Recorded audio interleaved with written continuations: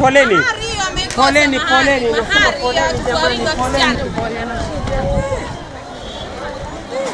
Mimi kama mzazi vile ambavyo nasikia, yule baba kama tungempata, tungemalizana naye.